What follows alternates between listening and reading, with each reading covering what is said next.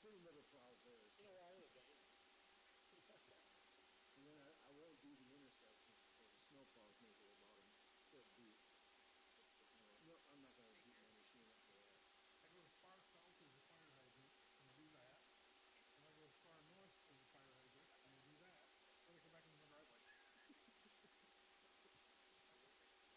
Go from my driveway around the corner.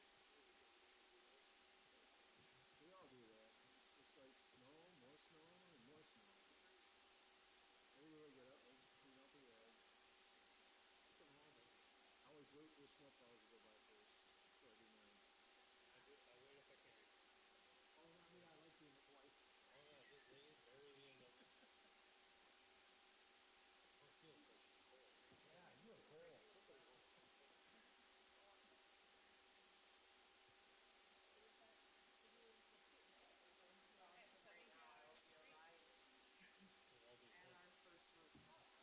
one in 9 degrees. You're not going to the North Pole? You're not going to the North Pole? No, but it was supposed to. That would be warm there. Hopefully. Yeah, exactly right. 90 every day. Yeah, actually, The no. lows are like 77. I wouldn't wish that on you, but Huh? I'll try and pack a little and bring it back. Would you? And just a few degrees would be okay, right? I'll take as many as you can Yeah. find. Oh my god. It's funny when I was up in the heating and put on like, I put on tennis shoes, didn't put on a coat, didn't have like,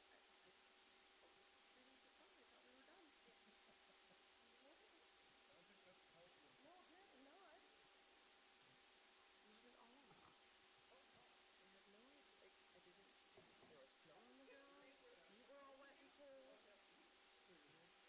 Well, my hands were fine. No, it's not. It's coming out with the computer on the phone.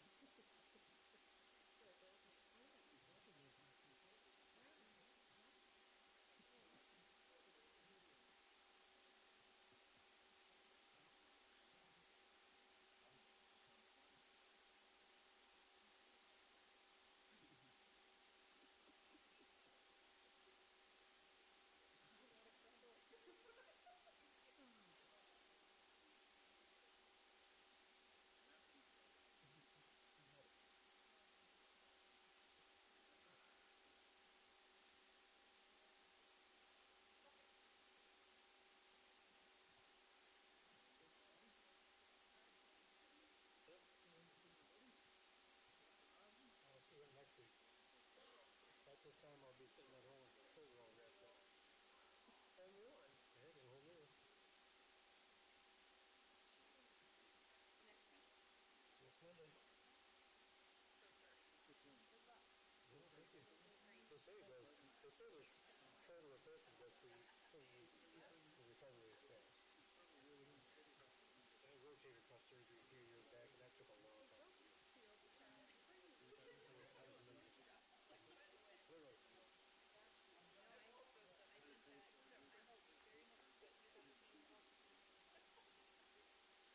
Some months ago.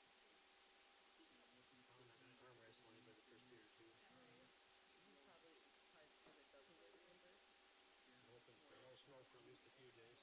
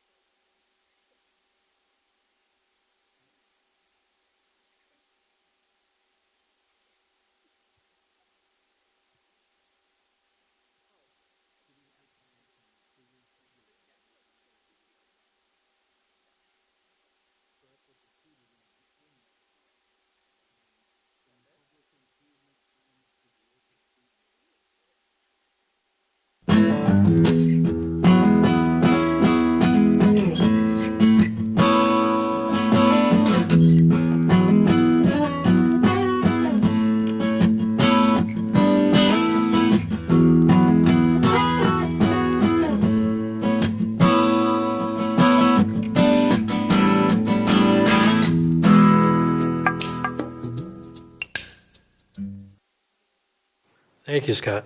Welcome, everybody, to this regular City Council meeting for Monday, February 2nd, 2026.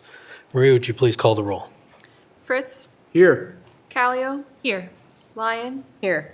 Dora, Here. Manetza. Here.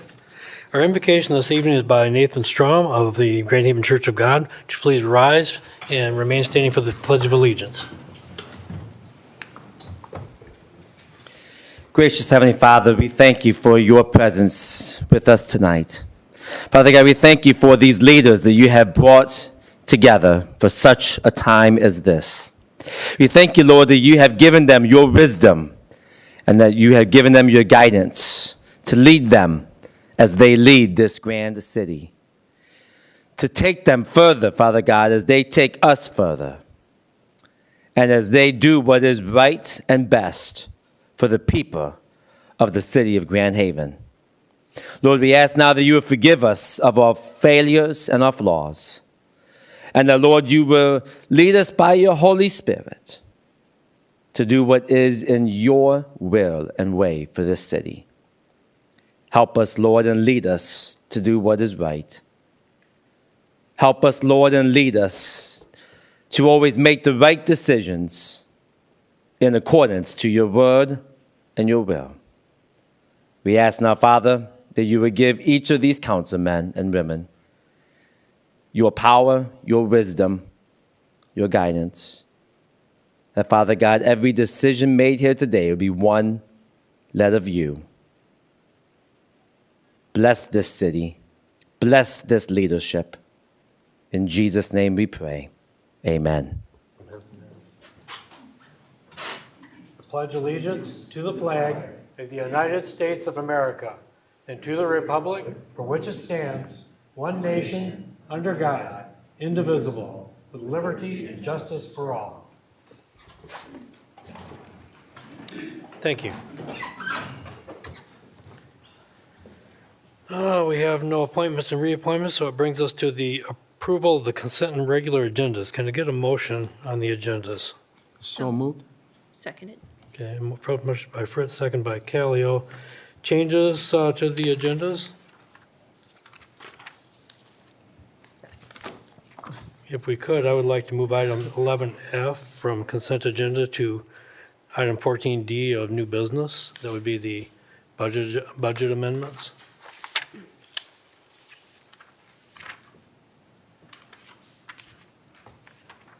Any others? Good. Can I get a motion to make that amendment? So moved. Second.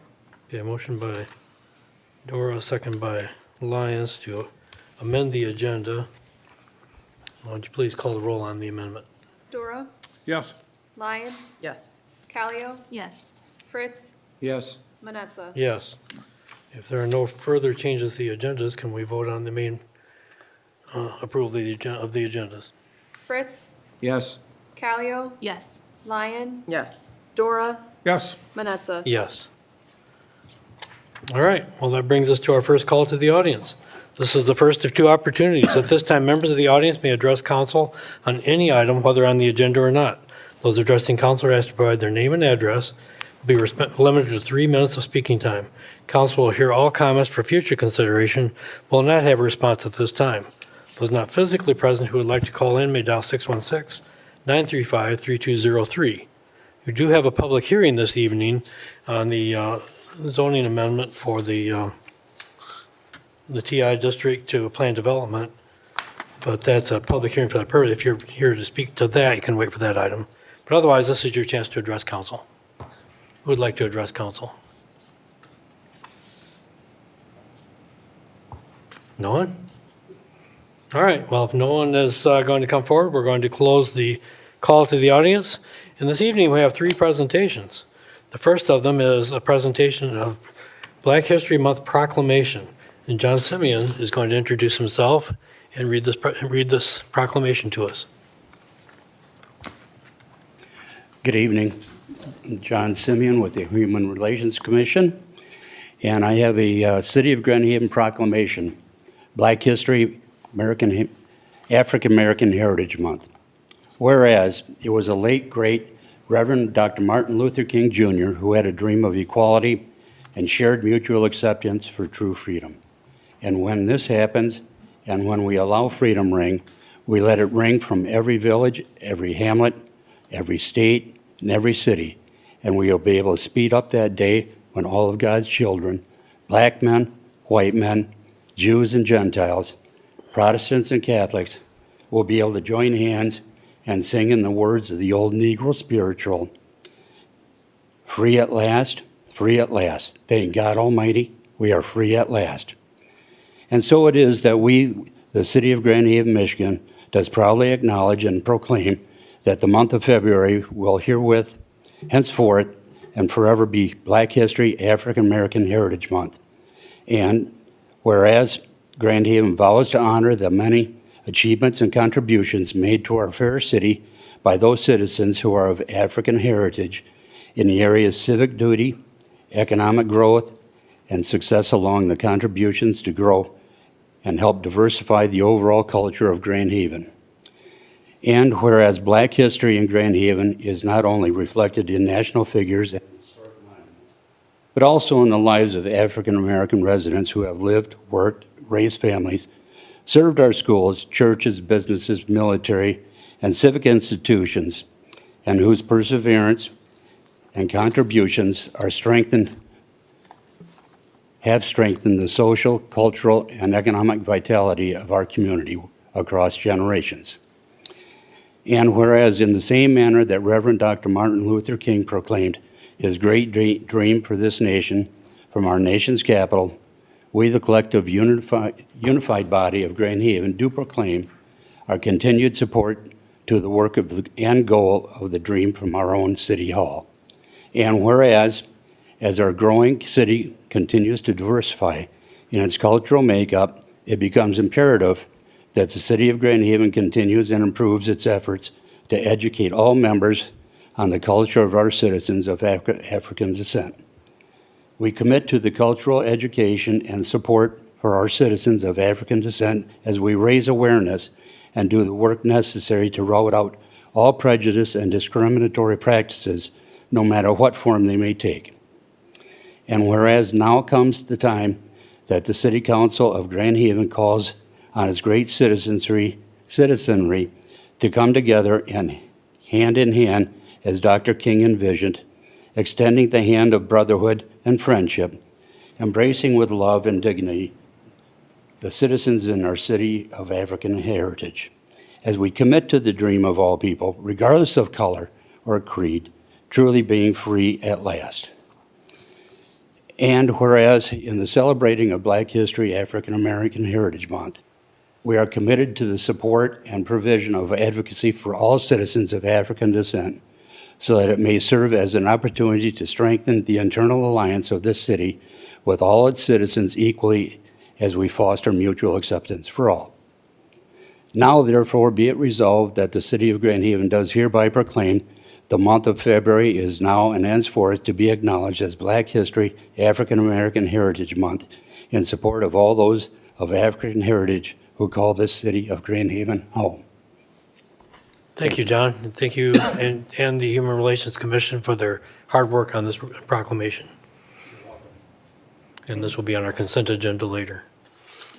Next, we have a Bird City designation presentation from Bruce Ostrom of the Audubon Society. Bruce, would you introduce yourself, please? Yes, I'm Bruce Ostro. I'm on the board of directors of our local Audubon Club, the Washtenaw Islands Audubon Society, and we are working on getting Grand Haven and Ferrysburg and Village of Spring Lake designated as a bird city. So it'll be a Tri-Cities bird city area. As a requirement for that, we need a resolution signed by each of those municipalities. And so I'm here to, present this resolution, and I hope that y'all will sign it at the conclusion of the consent agenda. Not quite sure exactly how it works, but so I have this this resolution to read, and I will do so. And this was actually language produced by the Bird City Network, so I filled in the blanks with City of Grand Haven where necessary. Whereas birds are some of the most beautiful and easily observed wildlife that share our communities, And whereas many citizens recognize the value and value birds that are residents and those that pass during their migration seasons, and whereas birds play an important ecological role in our community, controlling insect pests and contributing to pollination and seed dispersal, and whereas birds play an important economic role in our community, attracting tourists and generating millions in recreational dollars statewide, and whereas migratory birds and their habitats are declining throughout the Americas, facing a growing number of threats on their migration routes and in both their summer and winter homes, and whereas public awareness and concern are crucial components of migratory bird conservation, and whereas since 1993, World Migratory Bird Day has become a primary vehicle for focusing public attention on the nearly 350 species of birds that travel between nesting habitats in our communities and throughout North America, and their wintering grounds in South and Central America, Mexico and Caribbean, and the southern United States. And whereas through Bird City Network, hundreds of thousands of people will observe World Migratory Bird Day, gathering in town squares, community centers, schools, parks, nature centers, and wildlife refuges to learn about birds, take action to conserve them, and simply to have fun. And whereas citizens enthusiastic about birds, informed about the threats they face, and empowered to help address those threats can directly contribute to maintaining healthy bird populations. And whereas sound policies and practices enhancing natural ecosystems and reducing threats to birds also make healthier communities for people. And whereas Bird City is an initiative to build relationships within local communities and guide action to protect and conserve birds. And whereas the city of Grand Haven finds that it is in the best interest of the community and its residents to show its support for the Bird City initiative. Now therefore be it resolved by the City of Grand Haven Council as follows: the above recitals are incorporated herein and made a part hereof. The City of Grand Haven, by adoption of this resolution, hereby shows its support of the Bird City initiative. If any section, paragraph, clause, or provision of this resolution shall be held invalid, said invalidity shall not affect any other provision of this resolution. This resolution will be in full force and effect upon its passage and approval in the manner provided by law. Adopted by the the Council of City of Grand Haven, 2nd day of February, 2026. All right. Thank you, Bruce. Thank you for bringing this forward. And this, as you noted, this is on our consent agenda. Next, we have a presentation by Ellen Peters, the director of the Loudoun District Library. Hello. So I'm Ellen Peters, Executive Director of the Loudoun District Library, and with me is Nancy Collins, one of the Board of Trustees who represents the City of Grand Haven. Burton Brooks is the other person who represents the city, and he couldn't make it tonight, but he wanted to say that it's been his pleasure since 1972 to serve on the board, and he loves the library.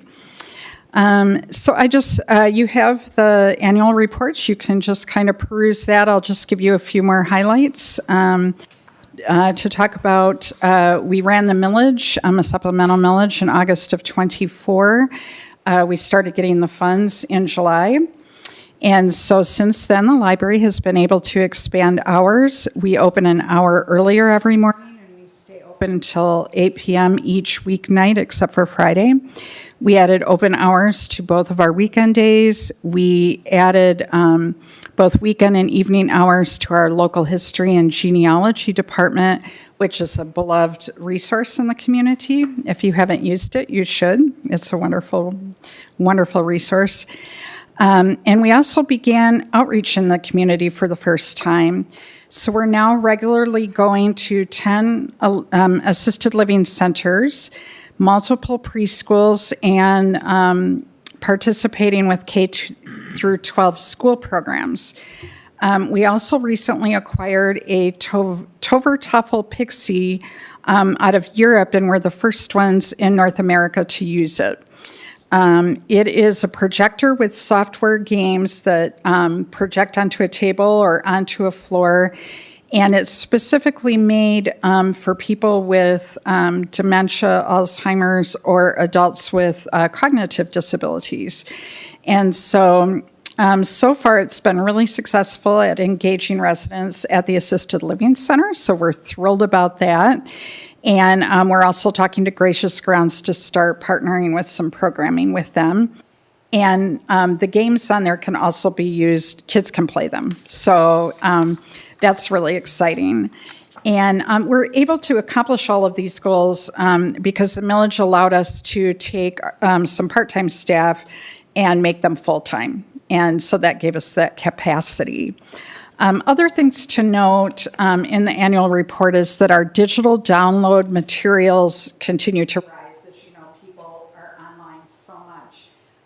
But our digital materials, ebooks, audiobooks, and everything are free. So people are still reading books, print materials, not as the same rate that they were. It remains pretty steady. But even with that, the number of people coming through our doors is increasing every year. So last year we had over 165,000 visitors come to the library. But aside from checking out the books, they're also using our public computers, our free Wi-Fi, printers, scanners, our faxing ability, our study rooms, and then they're attending a lot of our super amazing programs that we offer daily. So if you look at your annual report, you can see that we hosted 589 programs last year, everything from story times to Sunday concerts to hiking in the Ottawa County Park trails to dance lessons, ballroom dancing. And then today, construction began on a new makerspace and art studio in our lower level.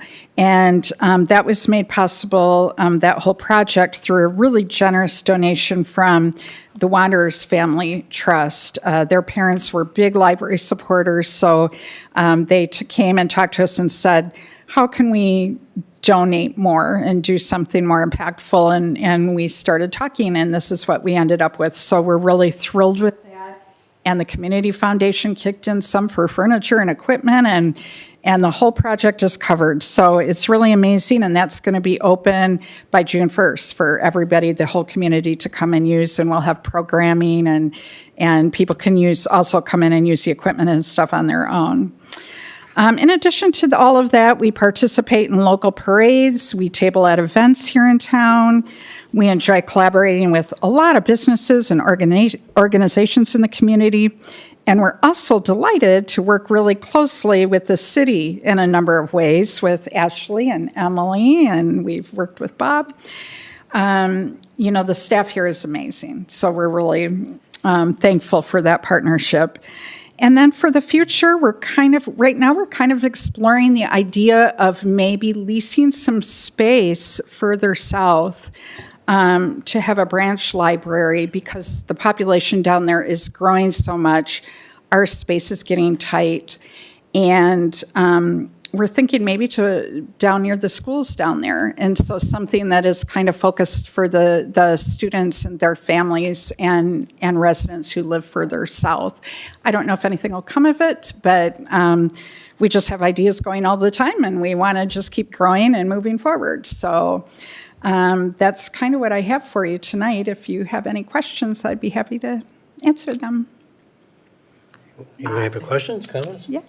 More comment than anything. I want to come see that machine. You're absolutely welcome to. It's amazing. Like, I have to say. Interesting. What's It that? sounds really interesting, having worked in long-term care and obviously with Gracious Grounds and Kenzie's and everything else. Yes. It sounds, yeah. It's really cool. And just give me a call and we'll arrange the whole thing. Absolutely. Yeah, absolutely. Anything else? No, thank you very much. All right, you're welcome. All you're doing. Thank you for having me. All right, thank you, Ellen. And we all recognize that libraries are the cultural heart of any community, and you do it very well. Thank you.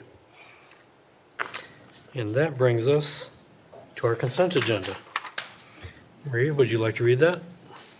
Item A, approve the regular council meeting minutes for January 20, 2026. Item B, approve the bills memo in the amount of $1,086,101.14. Item C, approve Marsh Consultants, Inc. to apply for a Transportation Alternatives Program, TAP grant, for the 7th Street reconstruction project. Item D, approve a resolution to file Special Assessment Roll Number 605 as certified by the City Assessor with the City Clerk for public inspection to set a public hearing for 7:30 p.m. on Monday, February 16, 2026, to review said roll and to hear any objections, and direct that a notice of the public hearing be published in a newspaper of general circulation, as well as mailing the notice to all property owners included on the assessment roll. Item E, approve an election publishing services contract between the City of Grand Haven and Ottawa County with a term ending December 31st, 2028. Item F was moved to new business. Item G, approve a resolution designating the month of February as Black History Month in the City of Grand Haven. And item H, approve a resolution recognizing the City of Grand Haven as a bird city. Can I get a motion? So moved. And second. Motion by Dora, second by Fritz. Comments or questions on any of these items? If not, would you please call the roll? Dora, Yes. Fritz, Yes. Lyon, Yes. Callio, Yes. Manetza. Yes. All right, so that brings us to our public hearing for the evening. I'm opening a public hearing regarding the introductory resolution to approve the zoning change request from TI Transitional Industrial District to PD Planned Development District and associated preliminary development plan for a mixed-use development at 1500 Quinman Street, parcel number 70-03-28-301-019. In opening the public hearing, I think I would ask City Planner Brian Urquhart to introduce this item.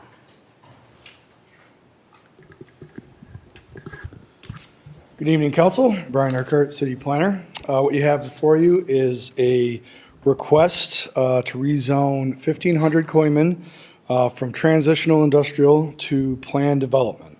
So a little history behind this project. In September of '24, Mr. Dreyer received site plan, special land use, and sensitive area approval from the Planning Commission for a mixed-use development on about 1.14 acre site, which would be comprised of about 2 buildings, a total of 12 units. At the time, one building was targeted for use as a contractor's establishment, along with business and other residential uses. One building was targeted for use as a contractor's establishment. In July of last year, 2025, the Planning Commission approved an amendment to the site plan, which they increased the size of 4 units in one of the buildings and changed the access drive. So that was just a procedure the Planning Commission is allowed to do when they kind of change the size of a building and access drives. Shortly after approval, site preparation took place, trees were removed, some grading. There's a little small area of wetland that was remained to be in the southeast corner of the site that was left undisturbed. And then they did receive a building permit in September of last year. Shortly afterwards, Mr. Dreyer approached the city about rezoning the property to a PD planned development. The primary reason was because it was difficult for the possible owners to obtain a mortgage for their units. They expressed concern from the lenders have expressed concern about a residential loan when the zoning district includes industrial in its name. Do want to go back to why we have transitional industrial. You know, the intent of transitional industrial is to allow the transition from traditional industrial uses to commercial, retail, residential, and some live-work units. That's right out of our ordinance. Also, multiple family dwellings and mixed uses are also permitted in the TI district. So procedurally, they have to submit a application to rezone the property and a preliminary development plan. So this request, any property in the city, it can be qualified to become a planned development, but there has to be some type of careful consideration when the city looks at that. So per ordinance and per state Michigan Zoning Enabling Act, is the preliminary development plan must demonstrate a public benefit to the users and to the community at large. In the case of this project at 1500 Coiman, the development plan includes a wetland and a viewing platform in the southeast corner. There was some concern, at least from staff perspective, that the longevity of this, how this be made known that this would be public. To address this concern, a condition was placed in the motion for approval to ensure that the public viewing area was specified in the master deed, because this would become a condominium unit. And so, the Planning Commission held a public hearing last month. Public comments that were received in the meeting were all in favor. The Planning Commission, of the members that were there, a few of them did not feel that the rezoning to a PD was warranted, that the proposed public benefit was minimal. Other commissioners felt the plan development rezoning approach would allow uses that comply with the master plan. And in the packet, you can see in their submitted materials how this rezoning would comply with the vision for that particular area in the future land use plan and the master plan. They felt the additional residential, commercial storage unit would provide a benefit to the users of the development and the public with the wetland viewing platform. After discussion, again, a recommendation from the Planning Commission, it was a 4-3 vote with the conditions listed in the staff report. We received one correspondence, because you have to have a public hearing at the Planning Commission, a public hearing at City Council. There was one correspondence from a neighboring property that was opposed to this development, feeling that residential uses and industrial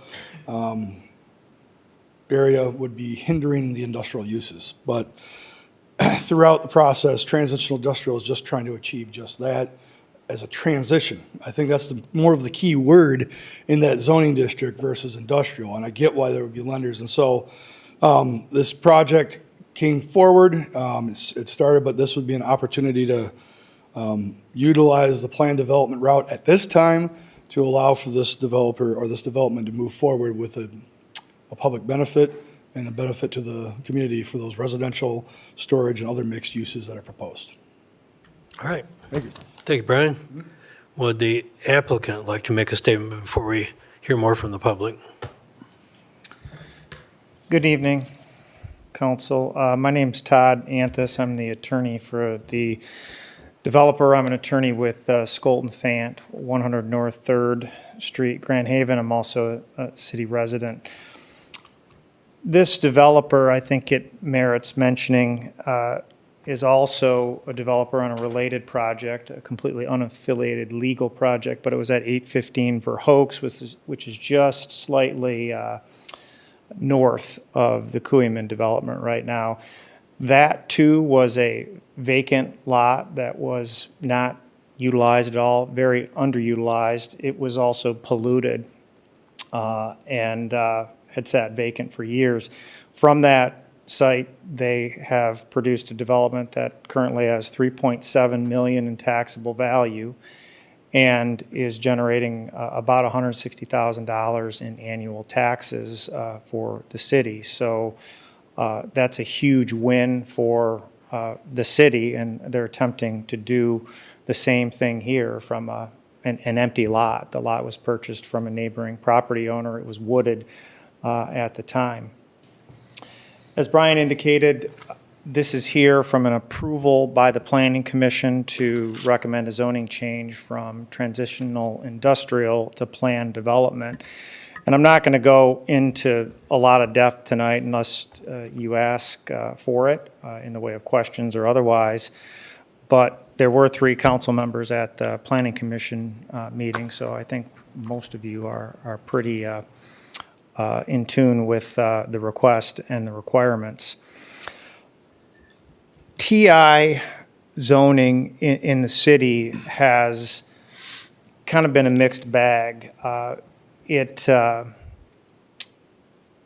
As Brian indicated, is supposed to be a transitional district, but to the extent that any residential component is included in TI, there's really no chance of receiving any residential financing.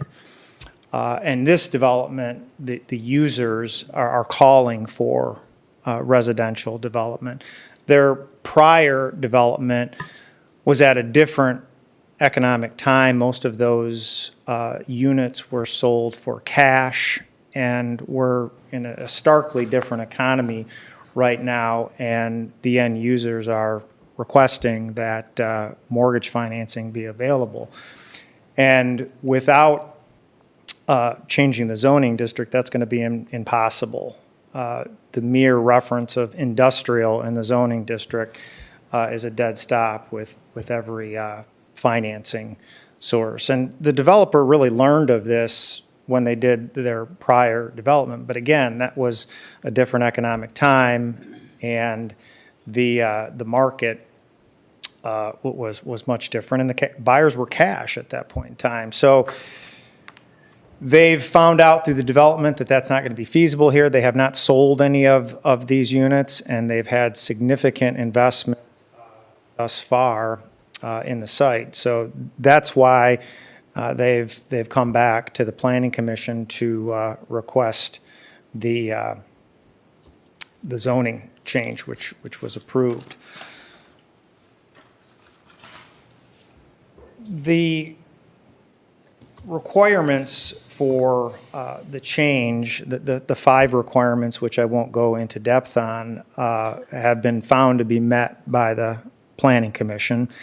But the first factor about the public benefit is important here. Not only is there a public benefit in the way of protecting some wetlands and making a bird overlook, and now that we're a bird city, I think that, that will make all of the Audubon people very happy that they'll have yet another place to view birds. But the public benefit here, there's an emphasis on the end user benefit as well, meaning the people who are going to benefit from the zoning has to be considered. And that hasn't been dealt with in depth at the Planning Commission. They've focused kind of on the benefit to the city here for the overlook. And I just want to make clear for the record that the end user's benefit needs to be considered too. And this development's going nowhere fast unless they can change the zoning to a classification that will have mortgage financing looked at by for the purchase. Additionally, I would say that the change to zoning here to PD is really much to do about nothing. It was anticipated in the city's master plan. It's explicitly referenced on pages 126 and 127 that within the transitional industrial zoning district, that it's the desire to move development through the use of PD. And the Planning Commission's well aware of that. That swayed the opinion of a lot of the commissioners that it was referenced in the master plan itself that this was a possibility. So the developer is really just asking for the implementation of the master plan here. And I think there's probably just some confusion in general about the PD zoning district. It's really a project-based zoning classification. The hotel downtown was approved under a change to PD zoning. Grand Landing was PD zoning. The Robbins Road Dake development is PD zoning. The Reindeers Senior Living development was PD. And in a lot of other communities, instead of changing the zoning, they do an overlay district called a planned unit development. So for those involved in planning, it's almost synonymous that a PUD overlay, when compared to the PD zoning district, are kind of the same thing. In the city of Grand Haven, you simply just change the underlying zoning. And I would contend, and I don't know if that will ultimately happen, is the city has more control over the development through a PD than it does as it's approved now as a mixed-use development in TI. So, again, I don't think there's a big issue here. I think the Planning Commission was probably a little bit tired of seeing the developer coming back and asking for changes, but if the development had sold out, so to speak, like his prior development had, then we probably wouldn't be having this discussion. And it's just not moving, and they need some public benefit through the change in zoning. So if you approve this, it'll go back to the Planning Commission for some items and back through the planner again. And I think all the factors that are necessary will be complied with and found. So unless you have any questions, we would respectfully request the council to approve the zoning change from TI to PD. Thank you, Todd. All right, since this is a public hearing, we now invite the public to come forward with any comments on this rezoning item.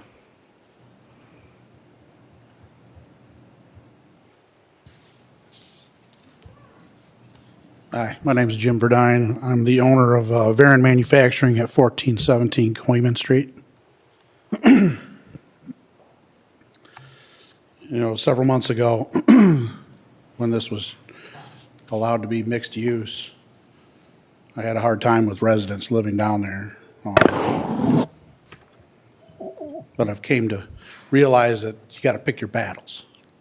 I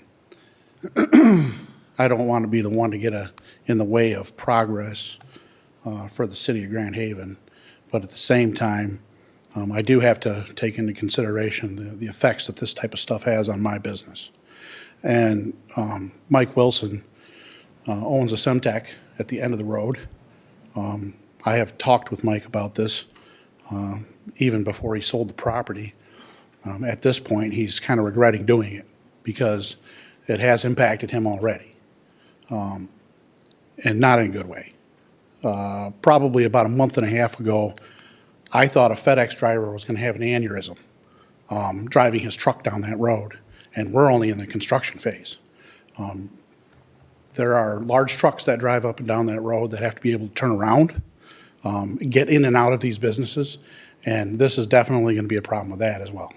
So about 5 times a year, I have to walk across the street to my neighbor who owns a door company or a construction, which just currently burned down, and I have to ask him to move his trucks and boats and trailers so that I can get trucks in and out of my business so that I can operate. That's 5 times more than I really want to do that. And it is an industrial park. There are industrial businesses still operating on that road. I don't think they're going anywhere anytime soon. So as far as the master plan is concerned, it makes sense to me when the Date Corporation changes its plan development when it's on the outskirts of a transitional and you're going to put residential in that area and then you feed it in. What we're talking about today is putting a plan development dead in the middle of a transitional industrial, which everything I've read is to some extent a conflict. It's incompatible land uses, and it predominantly goes around many factors, one of them in which is trucking. Now, I've noticed that. I can see that being a very big problem coming up if it gets changed to PD, because according to what I'm reading, PD allows for single-family homes, townhomes, condominiums, and apartments. Now, I don't think that's Denny's intent. I think Denny wants to just sell his properties. But if you're allowing single-family homes, townhomes, condominiums, and apartments, there are a lot of cons to that in the middle of an industrial park. So it's something to consider. Like I said, I don't want to get in the way of progress. If this is something that the city wants, then so be it. Give me the common courtesy, if you're going to do this, to put industrial no parking signs up and down the road so that I don't have to go out there, because 5 times is going to turn into 20 times.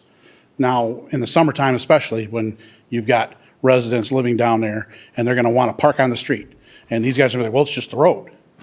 Nobody owns the road. I can park on the road. Well, I got a 53-foot trailer with a trucker who's obviously hot that can't get in and out of my building now. So, listen, I don't agree with this, and there's many reasons. I like the idea of working the transitional from one end to the other, but not right in the middle of it. it does affect the businesses that are currently there. Thank you. Thank you. Who else would like to address council?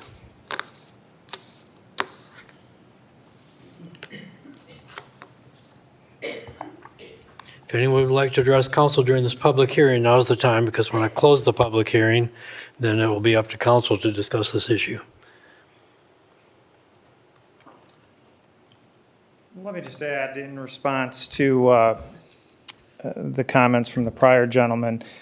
There is no planned changes to the roadway at all. There is a turnaround circle that exists there now. That's not being changed one bit. So I don't know of any issue that relates to the turn radius for trucks going down there. And I'm also counsel for Semtech, which is the business that sold the property to this developer. And while I have not heard anything from that owner, I know of no complaints or objections to the development that is being proposed here. Okay, thank you, Todd. Yeah, if we have questions as we discuss, then we may ask you to come back up. Anyone else? All right, I'm going to close the public hearing. And at this point, Marie, would you read the next item? Consideration by City Council of an introductory resolution to approve the zoning change request from TI Transitional Industrial District to PD Planned Development District and associated preliminary development plan for a mixed-use development at 1500 Coyman Street, parcel number 70-03-28-301-019. Planning Commission recommends approval. All right, can I get a motion on this? So moved. Second. Motion by Fritz, second by Dora. All right, so we've heard from the public and we've heard from the item has been introduced by the planner, so now it's up to us to discuss. Who would like to go first? Do you have the most history? I was one of the three people that attended the planning commission meeting when they had a pretty robust conversation over the subject several times. I did do some research into it as well. It was suggested that it was supported by the master plan, which I found that it was, as well as the future land use also shows support for a PD in this area. As for the public benefit, I guess that's determined by the gentleman who would love to watch birds. Would probably think that the public benefit is probably great. Someone else probably not so much, but it does have a public benefit, and a portion of it does remain open for as they wish. There was also a benefit that was brought up during the Planning Commission meeting of mortgage rates that people purchasing this for these properties for would have to pay. By it not having the word industrial in the term of it, description, and going to a planned development, I believe the number was somewhere in the neighborhood of about $140,000 people would save in their overall length of their mortgages. That seems to be a pretty considerable benefit to me as well. As far as, other comments are concerned, a planned development can be whatever anybody wants it to be. It could be commercial, residential, it can be any number of things. That's why it's called a planned development. It doesn't just have to be what the developer is proposing in this particular case. It could be a large number of things, about anything they wanted, which is why they called it a planned development. There basically are no rules that go along with a planned development. They're decided by the Planning Commission as they look at what is being proposed and what they decide to build or not build. So it's kind of a write your own rules situation. So it could have ended up being anything. I'm familiar with Denny's stuff that he's done on Verhooks. I think those turned out fairly well. I don't hear of anybody, the city receiving too many complaints about anything around there. I'm probably going to support this. I think it's a good move for the people involved. for me, I guess I just, thank you. And you have more background in this and know this better than I do. The 12, was it always going to be condos, like 12 condos? Was that always the plan? It was, so nothing has changed other than we're just asking to change from TI to PD. Nothing else has changed. It was approved for mixed use. If you're going to speak, please come to the microphone. Otherwise, people on radio can't hear you. Sorry, to answer your question, it was approved for a mixed-use development, which included residential last year. So was it going to be like work-live? Because there was like storage units included and in the language originally, but There is the availability under the zoning ordinance for live-work as a use there. I think the initial thought was it may be commercial or contractors' usage, but that changed so much when the economy started to tilt down and more people said, well, we'd really like to have an opportunity to use it as a live-work type of situation, or at least have a residence there alone. okay, all right. And then I guess, I mean, I'm hoping then if we're, doing this, again, as you say, PD can be anything we want it to be, that we're going to be respectful of our neighbors and we're going to figure out how to work together, right? If our neighbors are worried about parking issues or traffic issues, that we're going to do what we can to be respectful and work together with our neighbors and have that relationship, be friendly in the best ways we can figure out how to do that. Absolutely. Change can be difficult. Absolutely. Transition can be hard, difficult, especially when industrial's in the word. Yeah, absolutely. Done? I'm good. I have a couple questions, actually. So, What's your questions of? probably Brian. Okay. What I'm hearing is, I wasn't at the meeting, but I did watch it. And the TI to PD, TI incorporates residential also? It also does. Yeah. So really, it's a transition from kind of semantics at this point? Is that, or is there a benefit to keeping it TI? That is the question. So TI, as Todd had said, Mr. Anthus, it's a mixed bag. I think the intent behind it, again, is to allow those uses in those industrial districts to continue, but yet at the same time, realize that there may be an opportunity to redevelop that, and then with this transitional industrial and the allowed uses and some of the more flexible component to it to come in.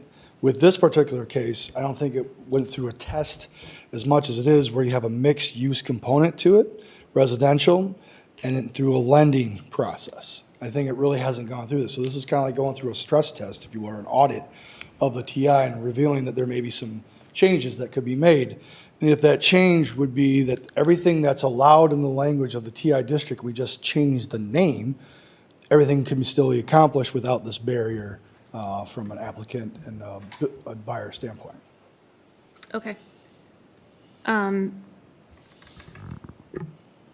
then, is there any qualification or objective reasoning of saying benefit to the community? I mean, is there any kind of threshold to that? And can, taxable value, the fact that it was a polluted lot, I mean, can those be incorporated as benefits to the, or understood as benefits to the community? Yeah, so it's pretty broad. State law, Michigan Zoning Enabling Act mentions that, where it's not feasible by traditional zoning, public benefit can be defined as, preserving open space, allowing for housing opportunities, things of that nature. In our ordinance, it specifically doesn't say it, but it's kind of along those lines. There's no numerical quantification of it, to quantify what this would be, but in general, you could take a look at it as a planning commission or as a city council and say, well, we had a lot there that was split off and it was wooded, which is very nice.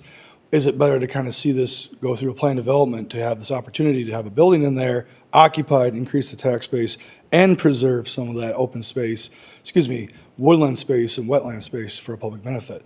That all falls under that, whereas it could have been clear cut and then put some traditional industrial on it and you wouldn't have that benefit. Of course, it's just allowing that flexibility and some kind of give and take and how you measure that really remains of the community. And you can also look through, other examples that have been done before versus where you just do a plan development is a way of a departure. It's not meant to be a departure, like a variance. There has to be some type of benefit, and that needs to be recognized, and that's basically communicated from the applicant to the planning commission, and then city council can confirm that based upon the foundation of our master plan. And they, I believe they proved that case in their application materials. Okay. I really believe in the oversight of our planning commission, and I believe in the oversight of our city council. I also understand that when things are procedurally so difficult to take steps forward, that we're going to be faced with other conditions, and I'm concerned about that. I'm concerned about developers that have already been put in started a project and aren't supported in being able to make it financially viable are going to be asking our tax base to give back. And I'm concerned about that. I'm also concerned about the neighbors of the community and the neighbors of that area. So, along with Aaron, I'm hopeful that there could be a resolution to how that works together. But as I see it, I think mixed use in a lot of ways is going to be really the next steps forward because we are so limited with property in the city. And if we can be creative about our use, find ways to increase our tax base, it sounds like a benefit to me. So I appreciate it. Well, I am a neighbor. You are. Yes. I'm a property owner at 1320 Coiman. And I can attest to the traffic problems that we have there because we don't enforce our laws. We leave them, you can go down the streets and see trailers and boats sitting on any street anywhere you want. I mean, it's not just on Coiman Street, but it's all over town. We don't enforce it. Sometimes we do if we want to, but the thing of it is, it happens all over town. I've seen trailers with extension cords just down on Taylor Street at one time. They're staying in the trailer overnight, and they've been there for a week or two.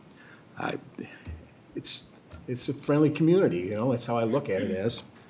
But I look at the project they had over in Verhooks over there, and I see there's industry in there also. I see Maruska has, 3 units, I think it is? 3? And they have 3 units, and they do all the printing and stuff in there, and there's also residents there. I think, Denny, you have a place there, if I remember correctly. But it seems to be working out very well. And it's this transitional, when we first adopted it back then, it was to transfer things, to go from residence to industry, and that the wording is probably the wrong wording we used. We probably should have changed it to some other kind of wording by the transitional industrial, which at the time it seemed made sense.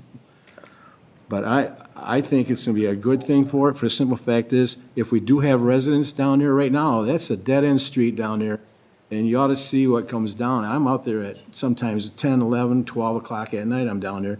You don't know what goes on down there. It's dark, it's down an area. If you have residents down in there, you're going to see more traffic, you'll have more visibility, you'll have more protection pretty much from my property down there. I've had the next-door neighbor, which is no longer there, but before that, they had breaking and enterings down there all the time. Store and locks, they've had damage done. I'm welcoming it myself personally from my neighborhood. I think it'd be a great addition for us, getting that, and also a benefit for the whole town is what it's going to be in a long time. Okay. If you think I shouldn't vote, I'm a neighbor, but the thing of it is, that's a long ways down. It's at the end of the street. I'm at the other end, so. Unless you're a participant in the deal. I'm not a participant. No, there's no conflict of interest. I'm not a participant. No, okay. But I have great neighbors. I tell you what, we got Kevin Bacon right across the street from us. He's got the industry on the corner, and then also I got the roofing company, but having more traffic and people living there, it makes it feel more safer, I would say, even for all the businesses and everybody else that's down. The storing locks, that's not the most prettiest sight to see if you want to see some storing locks, but it's a business, and us Americans got a lot of stuff, and we got to store it we never want to see again. It's true. But anyways, I'll probably be in favor for this for sure. I think it's a good transition for us. I just don't think we should probably look at future thing about transitional industrial. We might want to see if we can change that to a different naming that helps everybody out. All right, well, I guess I was involved in the writing of the zoning ordinance in 2007. I was the chairman of the planning commission at the time. And I was there when we adopted transitional industrial. It feels a little bit like no good deed goes unpunished. We tried to create a district where industry could continue to exist in a district while other things were happening around it, and while other land uses moved in as older industry moved out. And especially in some of the smaller districts where you have small lots and smaller industries and mom and pop businesses that tend to move away, or they go when the original proprietor goes. All those things were intended to be the transitional industrial, a transition which allows industry to continue while other things change, and it's a natural evolution of the city. And so, sorry if we got the name wrong, but it just boggles my mind that matters. But partly to address the concern of the neighbor, that if there's a traffic issue, then DPS should probably take a look at whether we should have no parking signs or more enforcement or whatever it takes to make that shared street work for everyone. I think that's an important point. As far as the PD, as Mr. Anthus commented, plan development in our zoning ordinance, and this was very intentional on our part when we adopted it, is its own district. It is not an overlay, it's not part of another district. The underlying zoning is erased. And so it becomes its own district with its own defined set of uses. And can you have a lot of different uses? You can, but you can't have anything that you didn't define when you defined the PD. And so the uses that were part of this PD can't be expanded to a whole bunch of other things. You have far more freedom in the general zoning district because there's a long list of uses allowed in the zoning district. Most of them are not available at the PD. The only thing available in the PD are the ones that were approved by the Planning Commission when they approved the preliminary development plan. So this is something that actually is very restrictive of the use of the land. And while it makes it easier to have a particular use, which was already implied in the original district, you can't expand it to other things. So in that sense, I think is more restrictive and more stable. And it does give the city a greater degree of control. If there are other changes that need to happen to that land, it goes through an arduous process of revising the PD. And basically the same process that it took to create the PD in the first place. PDs, they're valuable in many ways to the city. They give us a level of flexibility, an option that weren't envisioned in the original zoning. I think it's important to have them. They shouldn't be everywhere. You should have zoning which is sufficiently competent to guide the building of the city, except for those instances where there's a good reason not to. And that's where the PD steps in. I think this is a case where it makes sense. If it could have been done under general zoning, fine. But it does create its own little district, its own little district with strict rules. And I think that actually will serve everyone rather well because it gives you a very controlled quantity. If it works for the financing of the properties, great. It boggles my mind that this is an issue, but I'm not a lender. I'm an engineer, so I think like that. I think that going through this process, making the PD to solve this problem, was a good application of it. And it was, like I said, I think it'll end up in a good result. And I think that the truth is that these industrial areas, the reason they were transitional industrial is because they are evolving, and they're slowly changing into other things other than industrial. And we don't want the industrial to necessarily go away, so we're trying to accommodate all these things at once. That was the intent, and this appears to be the best mechanism to make this one work. So pulls it off TI, makes it into its own little district, but it solves that problem. And I think it still respects the intent of the district and the intent of the master plan. That's really what zoning is about. Zoning is based upon a plan. Are we advancing that plan? I think we are. And I think in the long stretch of history of the city, the evolution of the uses, that this is the right direction to go. So that's kind of where I feel about this. I was at the planning commission meeting. I listened to the arguments there. I was familiar with some of this already. And so I think that this is the right thing for us to do to approve this. My thoughts. Anyone else? Is the sole feedback that you guys have been getting from the people trying to get loans is that it being called Transitional Industrial District, like a no-go? Like, because industrial is in the name, they've been pushed to a commercial loan. That is correct. The developer has seen this numerous times with numerous lenders, and they will not even consider any type of residential financing where the mortgage is sold on the secondary market to Fannie Mae or Freddie Mac. And every time they've come back, they have said that it's because of the industrial nature in the zoning. In the naming of what we're Well, calling. it's more than the name, because Okay. they have the lenders, I never really get access to the underwriters at these financial institutions, but what I can glean from the loan officers and the bankers that I've talked to is that they consider everything, including what's in the master deed and everything else, but they cannot get by the fact that the development could have an industrial component or use within the development. Okay, so it's not just the name, because then, we could rename it something other than that, just, scratch industrial district and look at something else.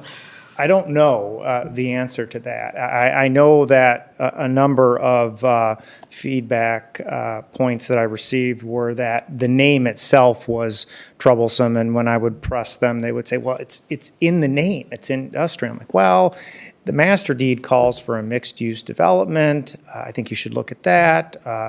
And it wasn't received very well. And by the way, the developer's not poking at TI at all. I mean, I think TI is a great district, and our industrial base definitely needs to stay strong in this town because it supports the schools and everything else. This is not a referendum on TI. This is just a procedural issue that can be remedied through the exact language in the master plan when whoever did that had a lot of foresight, because they said that you're going to need to change TI through the use of PD. So I don't know if that was you, Mr. Mayor, but I'll take credit, but no, it wasn't. Somebody was paying attention. Somebody was a lot smarter than me. But just thinking in the future, right, as we think about this probably happening again in the future, and instead of the name being a hurdle, is it the right name for the district, right? Like, is it just does TI have to be called TI? Is it just, if like the name is the hurdle? Just internal thoughts. Completely. Speaking out loud. I agree with you. I think the next planning process should examine the name and just see if it can be transitional something else. So I think it would help. I mean, even in a PD, there's the availability for industrial uses. Not in this one, but it's a hard stop for these lenders, and it's just we're in a tight market. Right. Thank you. Thank you. Well, there again, the PD is defined uses and they're narrow. Yeah, I'm just thinking just the title of it. Right? Yeah, I mean, it could be I made still that- be everything it is underneath, just not be called that. I made that comment at the planning commission meeting as well, and I would like to see the planning commission think about that. But it's really, Throw that into AI and come up with something. yeah, cool.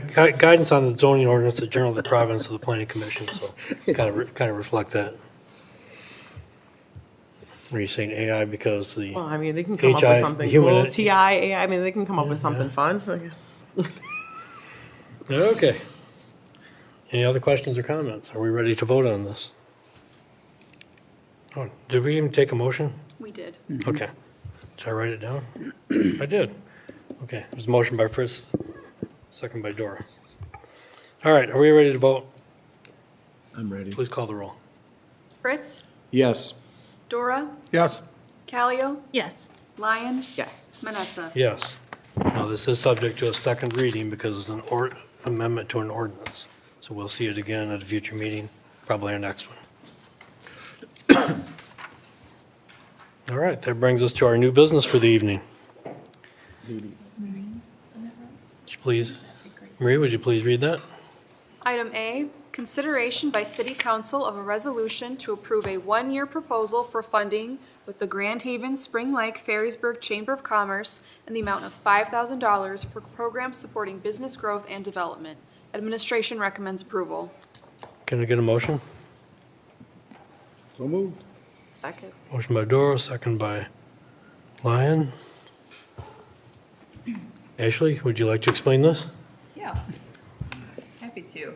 So in a ongoing and continuous effort to improve and maintain our strong partnership with the Chamber of Commerce, we're jointly proposing the agreement that's before you this evening to the tune of $5,000 to support chamber-led efforts, and those include the Housing Forum, Boomerang, the Career Fair, the Economic Forecast, and the coming Industry Trends Report that'll be coming this fall. So these are functions of the chamber that we've previously supported and are looking to formalize that support within the agreement that's before you this evening. If you have any additional questions, I know Mark Allen, president of the chamber, is here as well. Okay, any questions for Mr. Allen?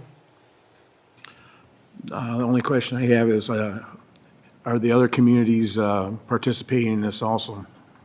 That is correct. I know some have adopted a variation of this agreement. Mark may be able to better address that. Happy to. Mark Allen, President and CEO of the Chamber of Commerce, Grand Haven, Spring Lake, Ferrisburg at 1 South Harbor Drive. Yes, the other 4 municipalities have all signed on in support and contribution to this. Some have taken this approach that's in front of you. Some have taken more of a general approach as an economic development investment. And it's not just for the programs, as Ashley mentioned. It also supports all the work that we're doing in talent and workforce development, connecting the businesses with the schools and the tech centers. And as we further that, those efforts and going down those paths and getting students and employers connected, and also teachers and administrators with the business community.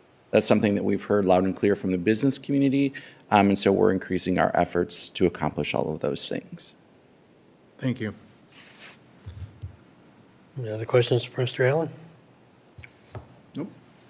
Outside of us doing this, is there any other way for us to invest $5,000 in the chamber that would be a better use of the funds? Is this the best way for us to invest in the chamber? I mean, at the end of the day, any investment supports the work that we're doing, right?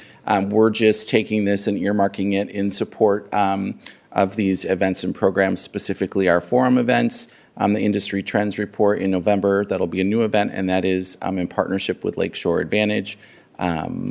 And we'll continue our work on those forum series that have been very popular in convening those conversations around transportation, housing, education, childcare, and we're bringing back healthcare as was a popular request from the membership in the business community. I have been making as many of the forums as possible, and they have been very educational. I would recommend that everybody in the city attend those if at all possible through their businesses, organizations. It really is good to know what's going on in our community and where the holes are and how we can work on filling them together. They really have been eye-opening, especially for somebody who doesn't have children and isn't worried about childcare. But I mean, the job market, healthcare, childcare, all of that really does work together. And when one falls, they kind of all fall, and when one rises, they all rise. So Right. it really has been educational and really, really good information. And I would just add to, it supports our partnership, as Ashley mentioned, that we continue to work on growing and working together. and doing business engagement and retention meetings with the business community. And we just did one with Dana and Rob from the BLP last week with a business that's embarking on an expansion project. So we want to make sure that we're continuing those efforts and showing partnership together on those. I would just like to second Aaron's comment about the value of the forums. I thought they were very educational, the two I've been able to attend, and made me very happy that we're no longer in need of childcare because that is a very difficult thing. Yes, we're in a childcare desert, if you didn't know. Yeah, and so it's valuable to see, to Aaron's point, areas of the city that we might not identify with immediately, but to hear multiple voices and their position on that, I think is really valuable. So thank you for that. Thank you. Yeah, thank you as well for everything that you do. Just for the benefit of the public, this isn't $5,000 that we're just taking and donating it to the chamber, although it would be probably a valuable thing to do. A lot of these events are events that council members, staff already attend, that we're currently paying for people to attend. Along with this investment comes a fair number of complimentary admissions to those events that the city no longer will have to pay for. So we are saving some money in doing this as well, so it kind of benefits both of us, so I appreciate that. Thank you. Absolutely. We're happy to have your participation too.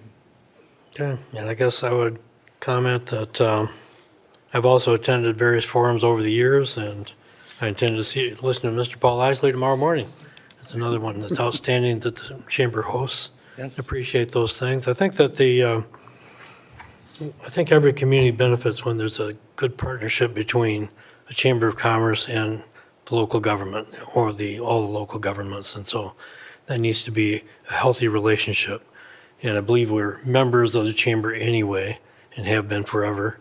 And so, and I don't know what those dues are or anything, this would be supplementary to that, but this would support some specific things, with some specific trade-offs and such, but I think it's a good investment, and I think it shows our faith in what you're doing and your appreciation of our participation as well. So it's a mutual thing. So I don't see any reason to have any issue with the amount or what it's being used for. I think those are all good things. Thank you. Any other comments or questions? Ready to vote? Please call the roll. Dora, Yes. Lyon, Yes. Callio, Yes. Fritz, Yes. Manetza. Yes. Next item, please. Item B, consideration by City Council of a 12-month extension to the preliminary plan development approval of the Grand Landing Plan Development for a hotel located east of Miller Drive and north of Adams Avenue pursuant to Section 40-421.07 of the zoning ordinances. Planning Commission recommends approval and Administration recommends approval. Can I get a motion? So moved? Second. Motion by Fritz, second by Callio. Ashley or Brian, would either of you like to speak to this? Happy to. Plan development again. So Grand Landing, as you know, has been an ongoing project for a long time. With this parcel, the area north of Adams, east of Miller, was proposed to be a hotel. January of last year, City Council approved the preliminary development plan for this.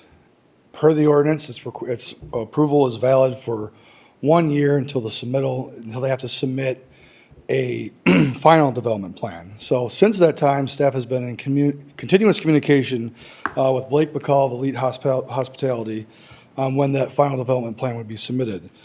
It wasn't, but they did submit a request to extend development for extension, for 12 months on the preliminary development plan. Blake really wishes he could be here today, but he did submit in writing some of the reasons why they're not able to move forward at this time, and they would need additional time. Number one is they feel like construction financing. Hospitality construction financing has been quite challenging in today's environment. He also states that it takes a significant amount of time to secure that reasonable debt.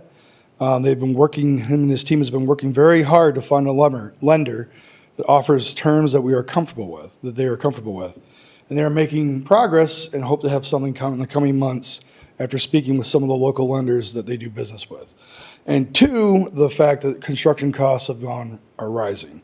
The rough budgets come slightly higher than originally than what they expected. They're doing some value engineering to get the cost back down to expectations. And that in itself, according to Blake and his team, that will require sufficient timing for us to be able to make that happen. And that's fairly normal on many construction projects. It takes some time to shave the cost down to complete a competitive bid process and value engineering. So they're asking again to extend this preliminary development approval for 12 months. Council does not have to agree with that. I put out a couple options that are there where you can request a condition of these items of approval, a shorter period of time, or deny the request. Again, city has been very much in contact, hoping that they would come forward with a plan. And they're just citing just because of the economic concerns that are out there and some of the construction costs and difficulty lending that they need a little bit more time to submit the final development plan. And again, he sends his regrets for not being able to be in attendance today. All right, well, thank you. Yep. So, who would like to begin on this? I have no issue with a 12-month extension at this time. It's not like there's a bunch of people knocking on the door to do something else there. I'm willing to go another 12 months also. I don't have any concerns, unless there was a backlog of people that are waiting to develop that piece of property into something amazing. I imagine if there were, I'd have heard about it. we'd have known. We would have known about it by Yeah. now. I mean, I guess for me, I mean, I had said I'd rather have a 6-month, but I'd like some kind of check-in. I mean, I'd like to know 3 months from now that something, I would like more check-in, I guess. I'd like him to have to check in with us more regularly, that something is actually moving forward. And I would agree with that. I think maybe a quarterly progress report of some sort, just so we know that something's going on. I mean, this is a private project on private property, and if we said no and it just disappeared, they would be basically starting over, trying to find something to go there. So I don't see any point in killing it, but I would like to know that they truly are pursuing it, and all the things he says are obstacles that they're working to overcome. So I would think that if you could arrange with them to get together on a regular basis and get you some good solid information as what's going on, we would appreciate that. So if I just may ask, like quarterly updates, have it written into staff of what's going on, and then have it submitted to council for the record. Yeah, you can relay that to us. Yeah. Then we know kind of what's going on, because like I say, this is something that's, a lot of effort has gone into getting to this point. They spent a lot of money on site plan design and redefining property boundaries. And I don't know how much they've gotten into the environmental part of it yet, but I know they're aware of it. So it's not like they've done nothing but produce a drawing. They've done a lot of work. And it's a shame to throw that away as well. But there's a lot of good I know the reasons. other businesses in that area are also eager for them to build. So, I mean, I would think, I don't know if we need to make that part of the motion, or if you can just relay that to them, that Just keep us in the loop. that's our expectation. All right. I will Okay. relay that information. Thanks, Brian. All right, thank you. Ready to vote? Please call the roll. Fritz, Yes, Callio, Yes. Lyon, Yes. Dora, Yes. Manetza. Yes. Next item, please. Consideration by City Council of a resolution to approve a proposal from Marsh Consultants, Inc. in the amount of $998,000 for engineering services for the 7th Street reconstruction project. Administration recommends approval. All right, can I get a motion on this? so moved. Second? Motion by Fritz, second by Lyon. Ashley, or is it Mike that's going to explain this to us? Or is it Dana?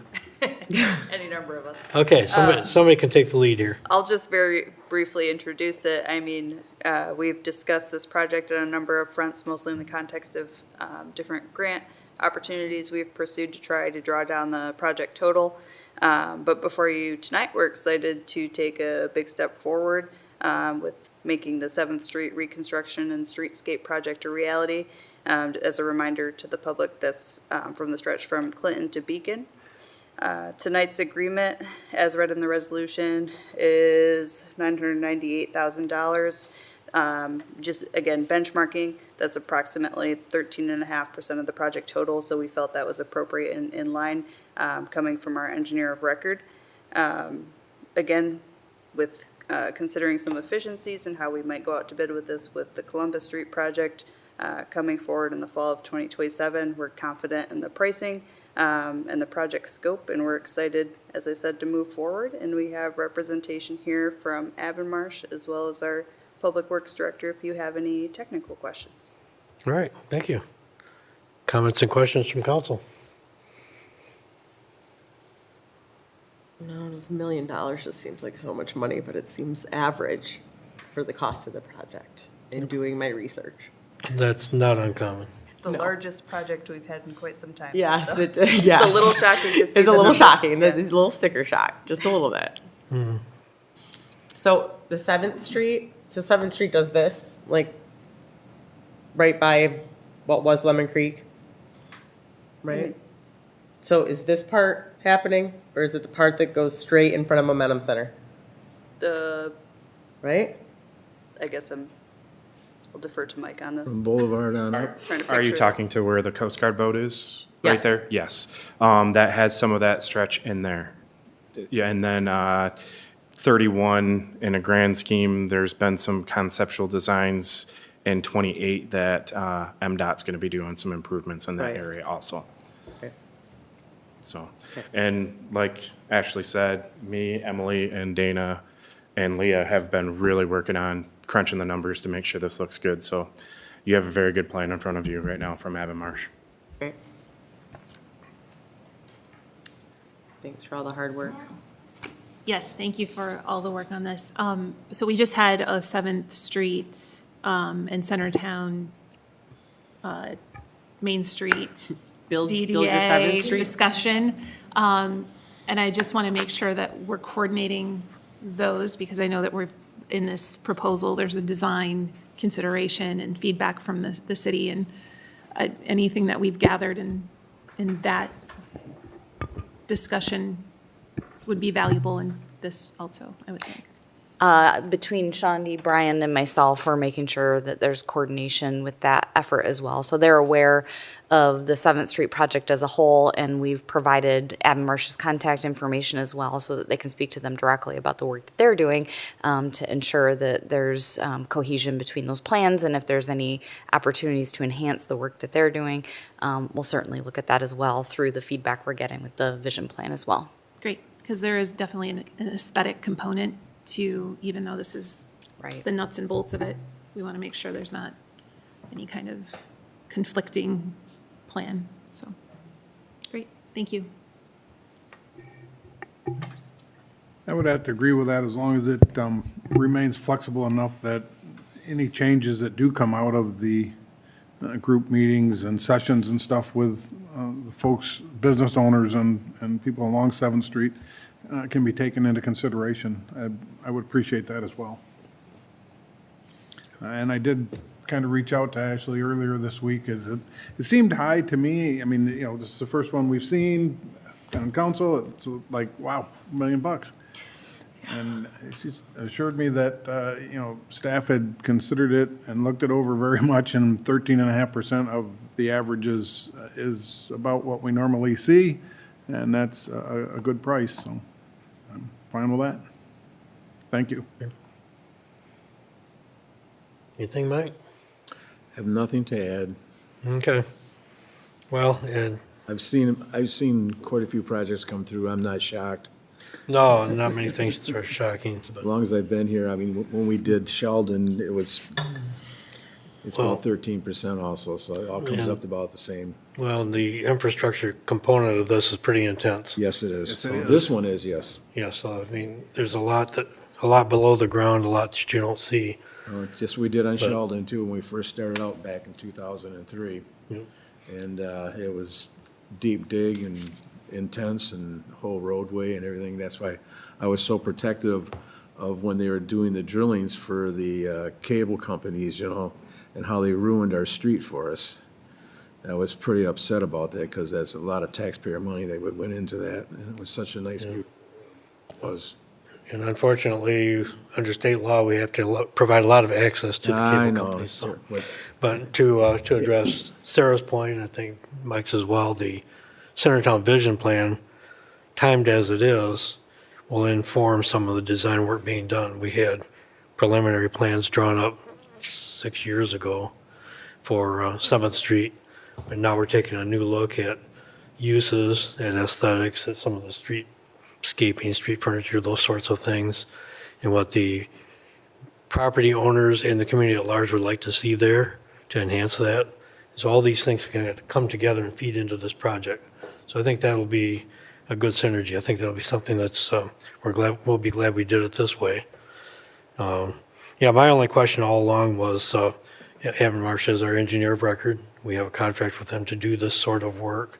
I didn't know if there was some threshold at which you had to go out for bid, but I think under the arrangement we have with Avonmarsh, which we review periodically and compare them to other engineering companies, but in the middle of this process is probably not the time to do that. So we have an arrangement with Avonmarsh to do these projects, and at some point, that'll come up again for a renewal, and then if there's any concern about competitiveness, we can address it then. In the meantime, nothing seems out of line, especially with the complexity of this project. So those are my 2 cents on it. Any other questions? Call the roll. Fritz, yes, Lyon, Yes. Callio, Yes. Dora, Yes. Manetza. Yes. Okay, last item of new business. Consideration by City Council to approve the fiscal year 25-26 budget amendments for the General 101, Major Streets 202, Local Streets 203, Special Revenue 243, 245, 274, 276, Public Improvement 401, Harbor Island Remediation 410, Infrastructure Millage 496, NORA 508, Sewer Authority 509, Nows 510, Airport 581, City Sewer 590, City Water 591, Marina 594, Boat Launch 597, and Motor Pool 661 funds. All right, can I get a motion? so moved. Motion by Fritz, second by Dora. So I asked that this be moved so that we could have an opportunity to ask a few questions and get a little good explanation. It's a lengthy budget adjustment, and rolled into this is our concerns about the sidewalk plowing. And so, Emily, would you like to give us a quick recap here? Yes, I would. Emily Green, Finance Director. So bringing budget amendments forward tonight, as we head into the budget season, this is important just so that we have the current costs and budgets for this year to go into next year. To clarify, I just want to make sure you're aware that no net change to the general fund. So the revenue and expenses, and you'll notice on the backup documentation, revenues and expenses on a lot of these even out. So we were able to do no net change on all of the general fund and then all of the other funds except the Brownfield Redevelopment Fund. It has an increase in expenses due to the MEDC BRA Development Fund contribution, which is an annual contribution, and then the incentive policy revenue expenses for projects that are not completed. So you'll notice that the revenue on that fund, the expenses are over the revenue because of those two things.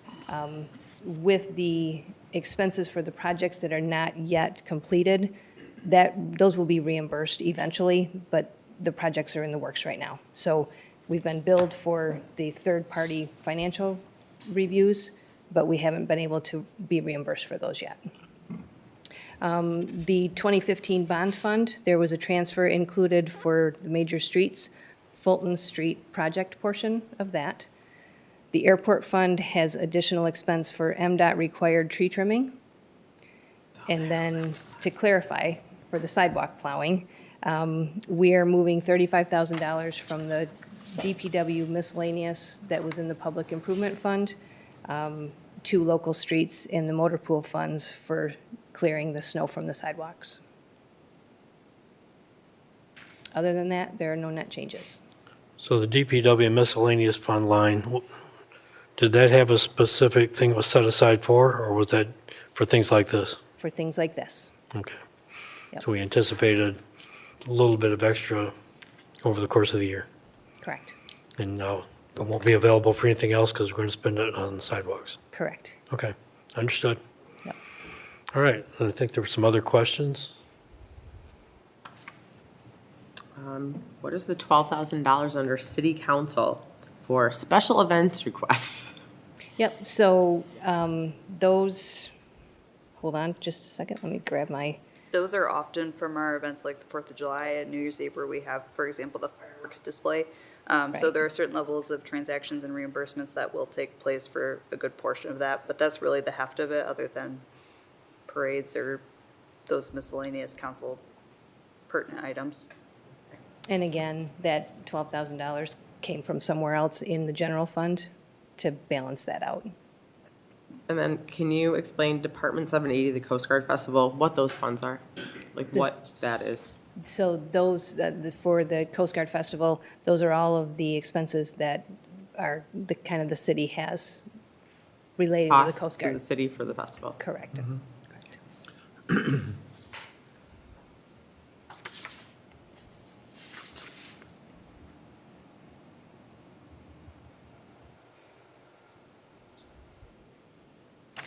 still can't find where the funds were.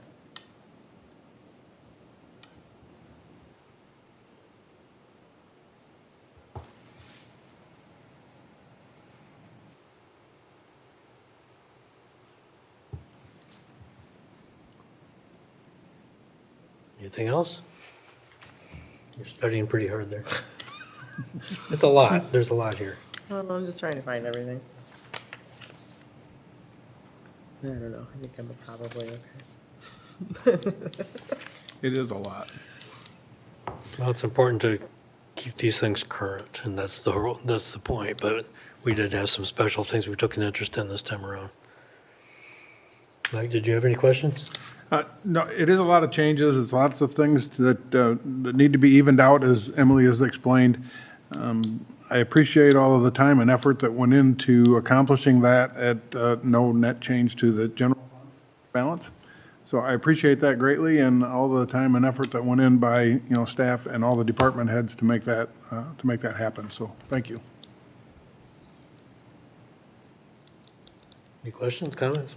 I appreciate all of your work on this also, and all of staff's work on it. And I know that the accuracy of this directly impacts the budget that we create for next year, and that's incredibly important, obviously, to be as accurate as possible. I recognize, too, that when we take money from one account and put it to another, we are choosing to limit another account. But I believe strongly in the benefit of the plowing of sidewalks and the movement of the city. And I also believe it really enhances our snow melt, which is a costly endeavor for the city. And I think it adds benefit to this. But I also want to thank DPW for the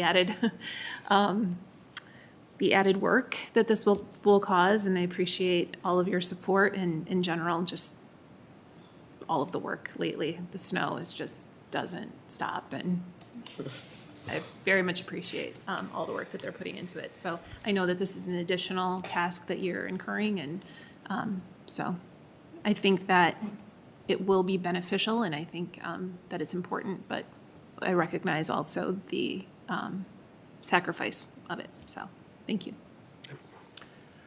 Emily, I want to say thank you for all the hard work you do. I mean, your whole staff and everybody, I've seen through the years all the things you've done and how you have to change things. I appreciate all the hard work and everybody that was involved in this, and as everybody else has echoed, we think, as a group here, we think the sidewalk plowing is a very detrimental thing for us. I've been trying for years to get it back on there since it was eliminated 2 years ago. I still think it was a good thing for us to have. But as budget restraints comes, you know, you do have to make decisions, and I did vote to have it cut back then because it was a budget time that we had to do it. But I'm glad you could find some extra cash for us to do it in, and I think our citizens will be more appreciative. I mean, I do my neighborhood, I snow blow quite a bit of it. I know Mr. Dorr does the same thing, Bob does the same thing, and I've seen over by your place, it's all plowed up and everything else, so. Yeah, everybody tries so hard, so, you know what, it's just a sidewalk so people can converse and walk safely is what it's all about, so I appreciate it, and like I said, I think it's a well-done thing, so thank you so very much for all your hard work and bringing us all these adjustments.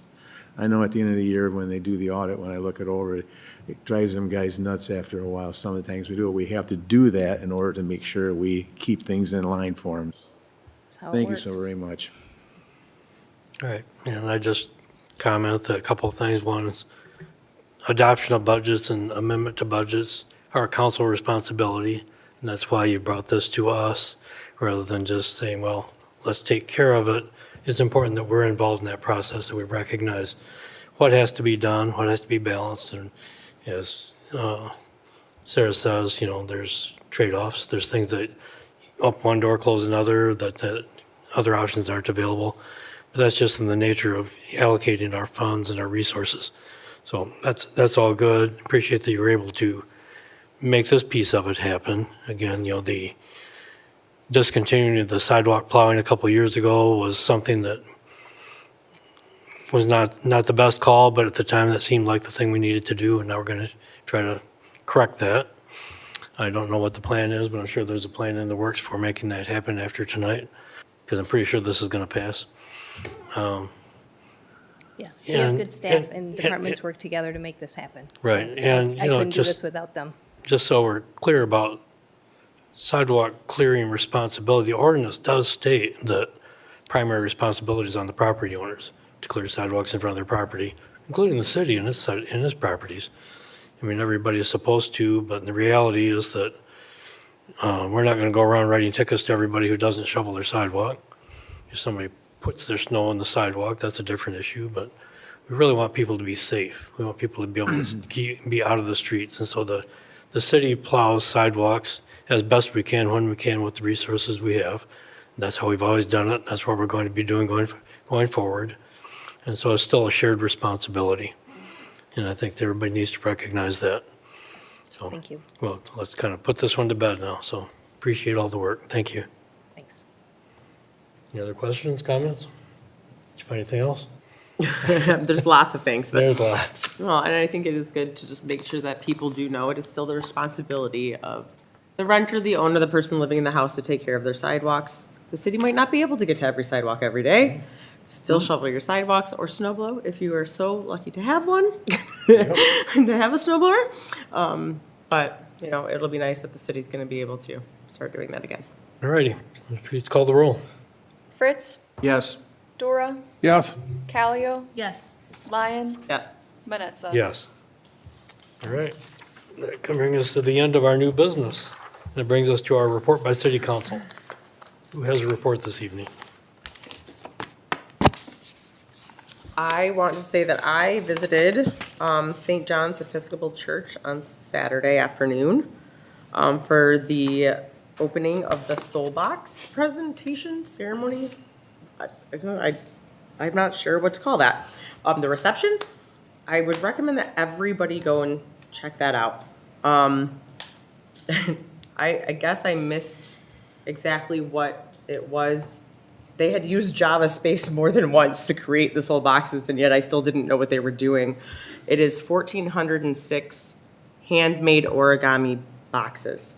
They are each decorated, and the 1,406 represents the average number of lives lost in the state of Michigan by gun violence every year.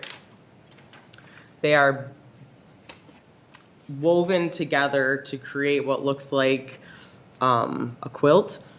It's absolutely beautiful, and it's heartbreaking and moving and lovely. So if you have a chance, it is on display at St. John's Episcopal Church during open hours, and anybody can just walk in and go check it out. It'll be moving to the Church of the Dunes, I believe, after that. It'll be on display there, and then I'm not sure where it moves after that, but it is definitely worth going to like check out, read about, figure out the history of why it's there. It's just really interesting, very moving. It is, very nice. Thank you. Anything?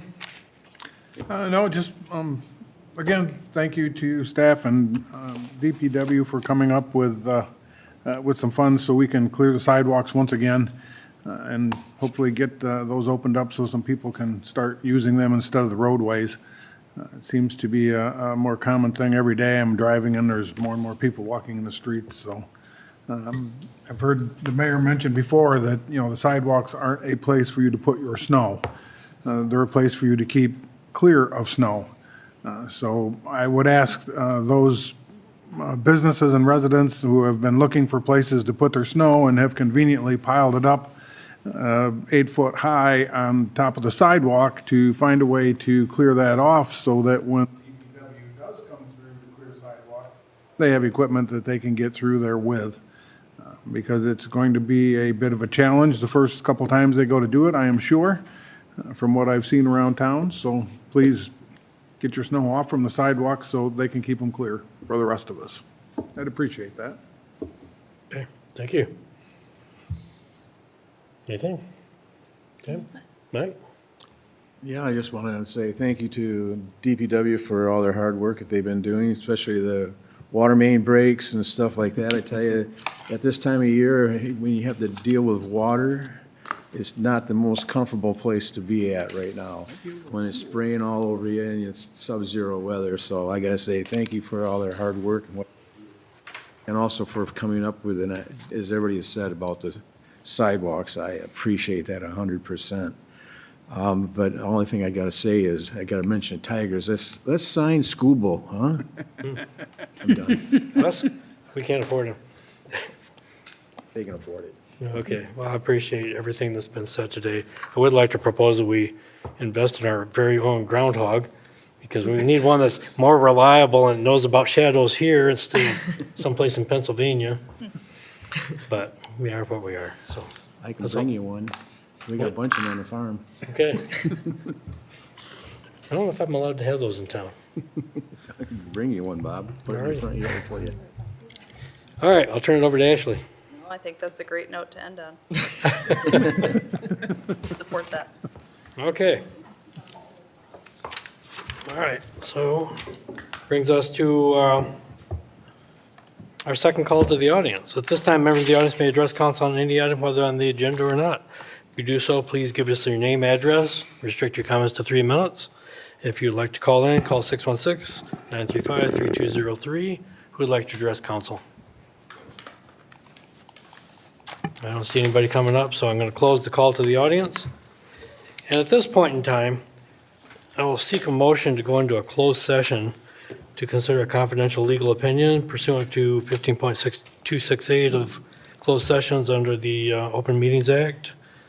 And when we come out of closed session, we will simply close our meeting. So you're welcome to hang around if you like. But, okay. Motion by Fritz, I'll support it. second by Dora, to go into closed session. Did you call the roll? Fritz? Yes. Dora? Yes? Lyon? Yes. Callio? Yes. Manetza? Yes, all right. Well, thank you, everyone, for coming. Yes. It's not so weird, but it's still.